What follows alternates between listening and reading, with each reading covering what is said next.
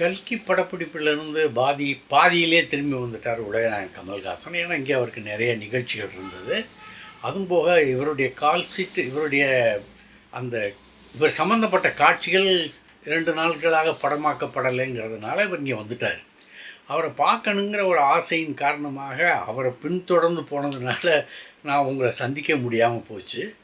இருந்தாலும் இனிமேல் நம்முடைய சந்திப்பு தொடரும். அதில் ஒன்றும் என்றைக்குமே, ஏன்னா நான் நல்லபடியாக மீண்டு வந்துட்டேன். ஒரு கொடிய நரகத்திலிருந்து மீண்டு வந்துட்டேங்கிறத மறுபடியும் அழுத்தமாக பதிவு செய்கிறேன். நான் என்னுடைய பணி இன்னும் தீவிரமாக தொடருங்கிறத பதிவு செஞ்சுக்கிறேன். முன்னே எப்போதும் எனக்கு நல்ல ஆதரவு கொடுத்துக்கிட்டு இருந்தாங்க. என்னுடைய பதிவுக்கு நான் பேசுகிறேன்னா, சாதாரணமாக பேசினா கூட 10,000 வியூவர்ஸ் வருவாங்க. இப்போ நம்ம கமல் ரசிகர்கள் எல்லாம் அப்படியே சோர்ந்து போயிட்டாங்களா என்னான்னு தெரியல. மற்ற ரசிகர்களும் சோர்ந்து போயிட்டாங்களா என்னான்னு தெரியல. நம்ம பேசுகிறதுக்கு அவ்வளோவா பதிவு வர்றதில்லை. கொஞ்சம் கணக்கு பண்ணி பார்த்துக்கங்க, ஆதரவு தாங்க, சப்ஸ்கிரைப் பண்ணுங்கள், பெல் பட்டன் அழுத்துங்க அப்படிங்கிறத நான் உங்களுக்கு மறுபடியும் சொல்லிக்கொள்ள ஆசைப்பட்டு மறுபடியும் சொல்கிறேன். இப்போ அன்னைக்கு சிநேகிதன் ரொம்ப கடுமையாக பேசினார் அந்த இலக்கிய ஒரு கூட்டத்தில். காவி கும்பல் கரையான் கும்பல், அதை நாட்டை அழிச்சிடும் அப்படின்னு சொல்லி ரொம்ப ஆவேசமாக பேசினார். நம்ம உலகநாயகன் கமல்ஹாசனும் ஒரு சில அறிவுரைகளை நம்ம மக்கள் நீதி மைய தொண்டர்களுக்கு சொன்னார். அது தவறுதலாக புரியப்பட்டு அவங்க சிலர், நம்ம கமல் ரசிகர்களே சிலர் அதுக்கு நேர் எதிரான விளக்கம் சொல்லி ரொம்ப அவங்களையே காயப்படுத்திக்கிட்டாங்க. அது ரொம்ப மனசுக்கு கஷ்டமாக இருந்தது. அவர் சொன்னது, திராவிட முன்னேற்றக் கழகம் 70 வருடமாக களப்பணியில் இருக்குது. அவர்கள் கூட்ட ஆரம்பிக்கிறதுன்னு சொன்னால் காலம்புற அந்த சுவரேட்டி ஒட்டுறதுலேருந்து போஸ்டர் ஒட்டுறதுலேருந்து அந்த அப்போல்லாம் எழுதுவாங்க, சோத்தில் எழுதுவாங்க. அந்த பணியிலேருந்து பிரச்சாரங்களில் அவ்வளோ தீவிரமாக ஈடுபடுவாங்க. திமுகவினருடைய களப்பணியை பார்த்து எதிர்க்கட்சிகள்லாம் அப்படியே விளவெடுத்து போய் நிற்கும். இன்றைக்கு வரைக்கும் அதுதான் உண்மை. அவங்க தான் கடைசி வரையும் கட்சியில் நின்று கட்சியை காப்பாற்றுறாங்க. அதைத்தான் அவர் குறிப்பிட்டு என்ன சொன்னார், 70 வருஷம் ஆச்சு அவங்க களப்பணியை இன்னும் தீவிரமாக தொடர்ந்து பின்பற்றிக்கிட்டு இருக்காங்க. நம்ம 9 வருஷம் ஆச்சு, மக்கள் நீதி மையம் ஆரம்பித்து 9 வருஷம்தான் ஆகுது. நீங்கள் அவங்கள பின்பற்றணும் அப்படின்னு சொன்னார். அதாவது அந்த உழைப்பில், கட்சியை கட்டி காக்கும் பொறுப்பில் கழக தொண்டர்களுக்கு நிகராக நீங்களும் பணியாற்றணும், அவங்கள பின்பற்றணும் அப்படின்னு சொன்னார். இது இங்கே மக்கள் நீதி மையத்தில் உள்ள சிலருக்கு, கமல் ரசிகர்களுக்கு வேறு விதமான அர்த்தத்தை கொடுத்துருச்சா என்னான்னு தெரியல. அவங்க வேறு விதமாக கற்பித்து கொண்டு ஒரு கமலுக்கு எதிராக பேசிக்கிட்டு இருக்காங்க. இதுதான் உண்மை, நல்லதில்லை. அவர் கமல் சொன்னது இதுதான், திமுகவோடு நீங்கள் போய் ஐக்கியமாயிருங்க, திமுகவை அப்படியே பின்பற்றுங்கன்னெலாம் சொன்னதில்லை. களப்பணியாற்றுவதில் திமுகவினரை பின்பற்றுங்கள், அதை தான் கமல் சொன்னார். அப்புறம் இந்த வாரிசு அரசியலை பற்றி சொன்னார். வாரிசு அரசியல் இந்த நாட்டுக்கு தேவை அப்படின்னு. இங்கே மக்கள்லாம் வாரிசுகள். அந்த மக்களுடைய நலன்தான் ஆட்சியாளருடைய நோக்கமாக இருக்குது. ஆகவே இந்த குடும்ப ஆட்சி தொடரணும். மக்களையெல்லாம் தன்னுடைய குடும்பமாக பார்க்கிறது திராவிட முன்னேற்றக் கழகமும் மு.க. ஸ்டாலினும். அவர்களே நம்மளும் பின்பற்றணும், அந்த குடும்ப ஆட்சியை போல் நம்மளும் வளரணும் அப்படின்னு சொன்னார். அதை சிலர் தவறாக இன்டர்ப்ட் பண்ணிவிட்டு மு.க. ஸ்டாலின், அதுக்கடுத்து இவர் உதயநிதி ஸ்டாலின், அதுக்கப்புறம் இப்படியெல்லாம் கற்பித்து கொண்டு இது பண்ணுறாங்க. உலகநாயகன் சொன்னது, மக்களை குடும்பமாக நினைக்கிறார் மு.க. ஸ்டாலின், முதல்வர் மு.க. ஸ்டாலின். ஆகவே அது குடும்ப ஆட்சி தான். இதுதானுங்க. இதில் என்ன தப்பு இருக்குன்னு சிலர் யாரோ சொல்கிறத கேட்டுக்கிட்டு நம்ம ஆட்கள் கொஞ்சம் வேறு விதமான அர்த்தத்தை கொண்டு வாங்கிக்கிட்டு கஷ்டப்படுறாங்களோ அப்படின்னு தோணுது. அவங்க மனசு கஷ்டப்படும் போது, என்ன தலைவர் இப்படி பேசிட்டாரே, இப்படியெல்லாம் கட்சியை குறைத்து மதிப்பிடக்கூடிய ஆள் கிடையாது. இன்னொன்று சொன்னார், இந்த லஞ்சம் ஊழல் இருக்குல்ல, அதை நம்ம தானே உண்டாக்கணும். நம்ம சரியாக இருந்தால் ஏன் லஞ்ச ஊழல் இருக்க போகுது? அது ஒழிஞ்சு போயிடும்ல. நம்ம லஞ்சம் கொடுக்காமல் இருப்போமா? இது தைரியமாக சொல்கிறதுக்கே எனக்கு 40 வருஷம் ஆச்சுன்னு அவரே சொல்கிறாரு.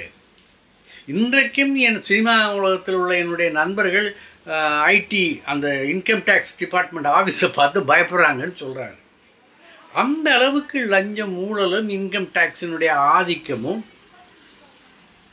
மக்கள் மனதிலையும் கலைஞர்கள் மனதிலும் தொழில் விற்பனர்களுக்கு மனதிலும் பதிஞ்சு போயிருக்கு. அதைத்தான் அவர் சுட்டி காட்டாருன்னு தவிர உங்களையெல்லாம் திமுகவுக்கு போங்க, திமுக பின்பற்றுங்க அப்படின்னு அவர் ஒருபோதும் சொல்ல மாட்டார், ஒரு காலம் சொல்ல மாட்டார். ஏன்னா நாளைக்கு திராவிட முன்னேற்ற கழகத்துக்கு எதிரான ஒரு ஸ்டாண்ட் எடுக்கணும்னா எடுப்பாருங்க. திராவிட முன்னேற்ற கழகம் தவறாக போகுமே ஆனால் அதை தட்டி கேட்கவும் தயங்காதவர் தான் உலகநாயகன் கமல்ஹாசன். அதை நான் மறுபடியும் அழுத்தம் கொடுத்து சொல்கிறேன். இப்போ திராவிட முன்னேற்ற கழகத்துக்கும் காங்கிரஸுக்கும் உடன்பாடு இன்னும் ஏற்படலை. நேற்று சாயங்காலமே ஏற்பட்டிருக்கணும். இப்போ நான் இந்த பதிவு நேற்று பேசினது நான், அது இன்றைக்கி தான் உங்கள்கிட்ட வரும். ஆகையினால இந்த இடைப்பட்ட காலத்தில் உடன்பாடு ஏற்பட்டுச்சா இல்லையாங்கிறது தெரியாது. ஏன்னா நேற்று இரவு 8 மணிக்கு பேசி அனுப்பி எடிட்டருக்கு அனுப்பி அவர் எடிட் பண்ணி இன்றைக்கி நான் இப்போ பேசிக்கிட்டு இருக்கதா நீங்கள் நினைக்கிறீங்களா, இன்றைக்கி பேசிக்கிட்டு இருக்கதா நினைக்கிறீங்கல்ல, அந்த தருணத்தில் அது வெளியாகுது இந்த பதிவு. ஆகவே இந்த பதிவு பதியப்பட்டது நேற்று தான். இன்றைக்கு இந்த இடைப்பட்ட காலத்தில் என்ன நடந்ததுன்னு தெரியாது. காங்கிரஸ்காரங்க ராஜ்யசபா சீட்டு வேணும்னு சொல்லி வற்புறுத்துகிறாங்க. அதுக்கு காரணம் இருக்குது. அடுத்த வருஷங்கும் போது ராஜ்யசபாவில் காங்கிரஸுக்கு எண்ணிக்கை குறையுது. அந்த எண்ணிக்கையை இந்த மாதிரி இடங்களில் வாங்கணும், போராடி வாங்கணும் அப்படிங்கிற நிலைமையில் அவங்க இருக்காங்க. ஆனால் கொடுக்கும் நிலையில் திராவிட முன்னேற்ற கழகம் இல்லை. ஆனால் தேசிய அந்த கூட்டணியில் இருக்கிறதுனால தலைமை கட்சிகளை காப்பாற்ற வேண்டிய கடமையும் இருக்குது. அதே நேரத்தில் உள்ளூரில் தமிழ்நாட்டில் தலைமை கட்சிகளை பாதுகாக்க வேண்டிய கடமையும் ஆளுங்கட்சியான திமுகவுக்கு இருக்குது. ஆக அங்கேயும் பாதுகாப்பு செய்யணும், இங்கேயும் பாதுகாப்பு கொடுக்கணும். இப்போ இந்த 2 நிலையிலும் இருந்து முதல்வர் மு.க. ஸ்டாலின் கஷ்டப்பட்டு எண்ணிக்கையை இது பண்ணி கொடுத்துட்ருக்காரு. உடன்பாடு நல்லபடியில் நடக்கணும், இந்த உடைஞ்சிடக்கூடாது, கட்சி கூட்டணி உடைஞ்சிடக்கூடாதுங்கிறதுல மு.க. ஸ்டாலின் கவனமாக இருக்கிறாரு. அவருக்கு உறுதுணையாக இருக்கிறால் நமது உலகநாயகன் கமல்ஹாசன் அப்படிங்கிறத சொல்லிக்கிறேன். சென்னையில் பலவித நிகழ்ச்சிகள் எல்லாம் உலகநாயகன் கமல் கலந்து கொண்டு தன்னுடைய கருத்துக்களை பதிவு செய்து கொண்டு இருக்கிறார் என்பதை சொல்லிக்கிறேன். அடுத்து எதிர்க்கட்சிகளான அண்ணா திராவிட முன்னேற்ற கழகம், பிஜேபி, இந்த கூட்டணி ரொம்ப திண்டாடி, அதாவது இது ஆனா பெண்ணா அப்படின்னு முடிவு செய்ய முடியாத நிலைமையில் தலைமை இருக்குது. நாங்கள் தான் கூட்டணி தலைமை, நாங்கள் தான் இப்போ முதல்வர் அப்படின்னு இங்கே சொல்லிக்கிட்டு இருக்க நேரத்தில் அங்கே பிஜேபி நாங்கள் முடிவு செய்தால் தான் முதல்வர், கூட்டணி ஆட்சி தான், கூட்டணி மந்திரி சபை தான் அப்படின்னு அங்கே சொல்கிறாங்க. இது ஜீர்ணிக்க முடியாமல் அங்கே தலையாட்டிட்டு இங்கே கும்பிடுறாரு எடப்பாடி பழனிசாமி. அவர்களுக்குள்ள இன்னும் ஒரு ஒழுமித்த கருத்து வரலை. அதாவது பிஜேபிக்கும் அதிமுகவுக்கும் இடையேயான பேச்சுவார்த்தைகள் இன்னும் சுமூகமாக முடிவடையலை. அப்புறம் எப்படி இவங்க மற்ற கட்சிகளுக்கு இது பண்ணி கொடுக்கறது? ஆக அங்கேயும் ஒரு டைலமா இருக்குது. அதே நேரத்தில் இந்த திடீர்னு வந்த கட்சி இருக்க தாவேக்கா, அவங்களுடைய இலக்கு இப்போ வேறு எதுவும் எங்கெங்கெல்லாமோ போய் வாயை வச்சு மேய்ஞ்சிட்டு கடைசியில் இப்போ கமல் சார் மேலேயும் தன்னுடைய கோபத்தை காட்ட ஆரம்பிச்சிருக்காங்க. விஜய் என்ன சொல்கிறாரோ சொல்லலையே அது தெரியலை. ஆனால் அவர் சார்ந்து இருக்கும் இந்த 2ஆம் கட்ட தலைவர்களும் இந்த 3ஆம் கட்ட அப்புறம் மற்றும் தற்கொலைகளும் சேர்ந்து எப்படி வர்ணிக்கிறதுன்னு எப்படி சொல்கிறதுனே தெரியல, அவ்வளவு தரந்தாழ்ந்து விமர்சிக்கிறாங்க. ஐயா, இப்போ உங்களுக்கு விழுந்திருக்கிற அடி இருக்க சகுந்தலா கொடுத்த, அதாவது விஜயனுடைய மனைவி சங்கீதா கொடுத்துருக்க அடி இருக்க மிகப்பெரிய அடி. எத்தனை நாள்லாம் அந்த அம்மா பொறுத்துக்கிட்டு இருப்பாங்க. இதை நீங்கள் சொல்கிறீங்க இப்போ தான் எலெக்ஷன் சொல்லணுமா, இதுக்கு பின்னணியில் இருக்க திமுக அப்படின்னு சொல்கிறீங்க. முட்டாவசங்க அவங்க. சங்கீதாவுடைய குழ மகளும் செல்வி, திராவிட முன்னேற்றக் கழக தலைவர் கலைஞர், அமரர் கலைஞருடைய மகள் செல்வியினுடைய பேரப்பிள்ளையும் லண்டனில் ஒன்றா படிக்கிறாங்க. அவங்க இங்கே அங்கே லண்டனில் தானே இருக்காங்க சங்கீதா. ஏன்னா நீ தான் இங்கே விரட்டி விட்டிய, அதனால் அங்கே தானே இருக்காங்க, மகளை பார்த்துக்கிட்டு அங்கே இருக்காங்க. அப்போ அந்த பழக்கத்தில் செல்வியினுடைய கணவர் இறந்து போனதை கேட்பதற்காக, துக்கம் விசாரிப்பதற்காக வந்தவரை வச்சு அந்த ஃபோட்டோவை வச்சு நீ தற்குறித்தனமாக ஏதாவது பேசுகிற பார்த்தியா, அந்த தற்குறித்தனத்துக்கு தான் அவங்க பதிலடி கொடுத்துட்ருக்காங்க.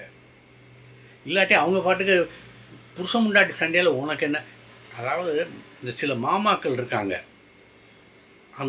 அந்த மாமாக்கள் கட்டி விடுற கொடுக்குற காசுக்காக சிலர் இங்கே தொடர்ந்து பேசிக்கிட்டு இருக்காங்க. அவங்க பேச்சு எடுபடாது. என்னதான் எங்களுக்கு நாங்கள் பொண்டாட்டியாக போவோம்னு திறந்தால் தமிழ் இனத்தினுடைய குணத்தை கேவலமாக பதிவு செய்தாலும் தமிழ் மக்கள் அதுக்கு இடம் கொடுக்க மாட்டாங்க. இப்படியா ஒரு பொம்பளையை பேசுவாங்க? அதாவது போன வருஷம்னு நினைக்கிறேன், போன வருஷம் திரிசா ஒரு பதிவு போட்டிருந்தாங்க. அந்த பதிவில் நல்லா பட்டு சேலை கட்டியிருந்தாங்க. பட்டு சேலை கட்டி தலையில் நிறைய மல்லிகைப்பூ வச்சு ஒரு பதிவு போட்டிருந்தாங்க. அதில் என்ன சொல்லியிருந்தாங்கன்னா, காதல் என்றும் வெல்லும் அப்படின்னு ஒரு பதிவு போட்டு, அதுக்கு அந்த பின்னணியில் ஒரு பாட்டு, ரகசிய சிநேகிதனே அந்த பாட்டு ஒழிச்சுது. அப்போ இவங்க என்ன சொல்ல வர்றாங்க, காதல் என்றும் வெல்லட்டும், அந்த ரகசிய சிநேகிதன் இருக்கான். அந்த ரகசிய சிநேகிதன் யார்? போன வருஷமே அவங்க அடையாளம் காட்டியிருக்காங்க. இந்த ரகசிய சிநேகிதன் தான் விஜய் அப்படிங்கிறதாக இன்றைக்கி பேச வேண்டிய நிலைமையில் இருக்காங்க. ஏன்னா இன்றைக்கி தான் அந்த அம்மா சங்கீதா அம்மா ஒரு நடிகையோட தொடர்பு ஏற்பட்டிருக்கு. அந்த அதாவது கல்யாண வாழ்க்கைக்கு புறம்பாக அவர்கள் 2 பேரும் ஒன்றா வாழ்ந்துக்கிட்டு இருக்காங்க. தாலி கட்டின பொண்டாட்டி நான் தனியாக தவிச்சிக்கிட்டு இருக்கேன், என்னை கவனிக்கிறதில்ல அப்படின்னு இப்போ தான் அந்த அம்மா மனம் புழுங்கி இப்போ தான் விட்டுருக்காங்க. ஆனால் போன வருஷமே 25ஆம் ஆண்டே இந்த அம்மா ரகசிய சிநேகிதனை பாட்டு பாடியிருக்குது. காதல் என்று வெல்லும்னு இது பண்ணியிருக்கு. அப்புறம் இன்னொன்று ஒரு கலாட்டா நிகழ்ச்சி நடத்தின ஒரு நிகழ்ச்சியில் ஒரு சின்ன பிள்ளை உங்களுக்கு பிடித்தமான ஒரு காரப்பொரியை நான் கொண்டாந்துருக்கேன் அப்படின்னு சொல்லும். அந்த காரப்பொரியை வாங்கின திரிசா சும்மா போயிருக்க வேண்டியதானே, இந்த பொரியை நான் விஜயோட சேர்ந்து சாப்பிடணும்ல நீங்கள் விரும்புவீங்க அப்படின்னு ஒரு இது பேசுகிறாங்க. அப்போ இதெல்லாம் இப்போ இல்லை, அப்போவே போன வருஷமே பேசுனது. அப்போல்லாம் அந்த ரகசிய சிநேகிதி யார்? அந்த விஜயனுடைய மனைவி குற்றம் சாட்டுகிற அந்த ரகசிய சிநேகிதி, அந்த ரகசிய நடிகை யார்? இது ஒன்றும் பெரிய மர்மம் இல்லை, எல்லாருக்கும் தெரிஞ்ச விஷயந்தான். கேவலமாக இல்லையா ஒரு கட்சி தலைவன்? இன்னொன்று சொல்கிறேன், அப்பா எஸ்.ஏ. சந்திரசேகர், அவருடைய மனைவி சோபா சந்திரசேகர் 2 பேரும் போன வருஷம் அந்த இந்து கோயிலில் முறைப்படி இந்த மணவிழா, இது அதாவது இந்த சசிப்த பூர்த்தி, இந்த சதாப்தி இப்படின்னு சொல்லுவாங்கள்ல, அந்த விழாவை கொண்டாடுறாங்க. தனியாக கொண்டாடுறாங்க. ஐயர் முத்திர மந்திரம் சொல்லிக்கிட்டு அவருக்கு எல்லாம் பண்ணுறாங்க. இந்த அம்மா ஐயாவும் தனியாக இருக்காங்க. சந்திரசேகருடைய பையன் உதவி பையன் மட்டும் தனியாக நிற்கிறான். இது எப்படி நடத்தணும்? மகன், மனைவி, மகன், மருமகள், பேரன், பேத்தி, உற்றம், சுற்றம் எல்லாம் சேர்ந்து இல்லை, அது மங்களகரமாக கொண்டாட வேண்டிய ஒரு விழாவை, தகப்பனுக்கு எடுக்க வேண்டிய விழாவை கொண்டாடினியா? நீ எங்கே மக்களுக்கு நல்லது செய்ய போகிறாய்? உண்மையை மறைத்து அரசியல் பண்ணும் நீ மக்களுக்கு நன்மை செய்வதாக சொன்னால் நம்புவார்களா? இது ஒரு கேள்வி நீங்கள் மனசில் போட்டு வச்சுக்கோங்க. இப்போ மம்முட்டி இந்த இஸ்ரேல் அமெரிக்கா சேர்ந்து ஈரான் மேலே அடிச்சுக்கிட்டு இருக்காங்கள்ல, கிட்டத்தட்ட 333 பள்ளி குழந்தைகளை கொண்டு இருக்கான் உங்களுக்கு அமெரிக்கன் குண்டு போட்டு. மக்கள் எக்கச்சக்கமாக செத்து கொண்டு இருக்கிறார்கள். அடையாளம் தெரியாமல் அவங்களுடைய தலைவர்கள் எல்லாம் வரிசையாக கொல்லப்பட்டு இருக்காங்க. ஒரு போர் பதட்டம் நடந்துக்கிட்டு இருக்கு. இன்னும் ரஷ்யா நடத்தின அந்த போர்லேயே இன்னும் நிற்கலை. அந்த பிரச்சனையே ஒரு பக்கம் இருக்குது. இது அமெரிக்கா புதுசாக ஒரு சண்டையை ஏற்படுத்தி மக்களை அநியாயமாக கொண்டு கொழிச்சிட்ருக்கான். அதை பற்றி மம்முட்டி ரொம்ப வருத்தப்பட்டிருக்காரு. சண்டை இங்கேயும் நடக்குங்கயா. அதாவது சினிமாவில் பேச்சுவார்த்தை சண்டைகள் நடக்கும், சமாதானங்கள் பேசுவாங்க, விவாதங்கள் பண்ணுவாங்க. அது சில நேரங்களில் சண்டையாக முடியும். ஆனால் திருப்பி நல்லா அது குட்டிக்கு ஒரு நண்பர்களாக மாறிக்குவாங்க. ஆனால் இன்றைக்கி உலகத்தில் வேண்டாத சண்டைகள்லாம் நடந்துக்கிட்டு இருக்குது. அதெல்லாம் நிற்கணும் அப்படின்னு சொல்லி பொதுவான ஒரு கருத்தை சொல்லியிருக்காரு. அது இந்த இஸ்ரேல் அமெரிக்க கூட்டுத்தாக்குதல் அந்த சேர்ந்து கூட்டுத்தாக்குதல் நடத்துகிறாங்கள, அதை பற்றி தான் இருக்குது. வருத்தமாக தான் இருக்குது, எல்லாருக்கும் வருத்தமாக தான் இருக்குது. எங்கே உலகப்போர் மறுபடியும் வந்துடுமோ, இல்லை இந்த போர் ஏன்னா பக்கத்தில் வந்துட்டோம். இப்போ துபாய்க்கு மக்கள் போக வர முடியலை அப்படிங்கிற நிலைமை இருக்குது. அங்கே நம்ம மக்கள் நிறையா பேர் இருக்காங்க. இப்போ துபாய்க்கு போயிட்டு இருந்த விமானம் திரும்பி வந்துருச்சு, அங்கே வான்வெளி அடைக்கப்பட்டதுங்க. ஆகையினால ஒரு பதட்டமான சூழ்நிலையில் நம்ம இருக்கோம். நமக்கு கிடைச்ச தலைமையோ அமெரிக்காவுக்கு ஆதரவாக இருக்கே தவிர நீதி நியாயத்துக்கு ஏற்பட்ட தலைமையாக ஒன்றிய அளவில் இல்லை. மோடி நம்முடைய உரிமையவே கேட்டு வாங்க மாட்டேங்கிறாரு, நம்மளை அடகு வச்சுக்கிட்டு தான் எல்லா காரியமும் பண்ணுறாருங்கிற குற்றச்சாட்டு அகில இந்திய அளவில் பரவி இருக்கு. இந்த அவஸ்தை என்னைக்கு இந்த அவலம் ஒழியுமோ தெரியலை. அதுக்காகத்தான் நம்மளும் காத்துக்கிட்டு இருக்கோம். நாளை சந்திக்கிறேன். நன்றி. இந்த வீடியோ உங்களுக்கு பிடிச்சிருந்தா லைக் பண்ணுங்கள், கமெண்ட் பண்ணுங்கள், ஷேர் பண்ணுங்கள், சப்ஸ்கிரைப் பண்ணுங்கள்.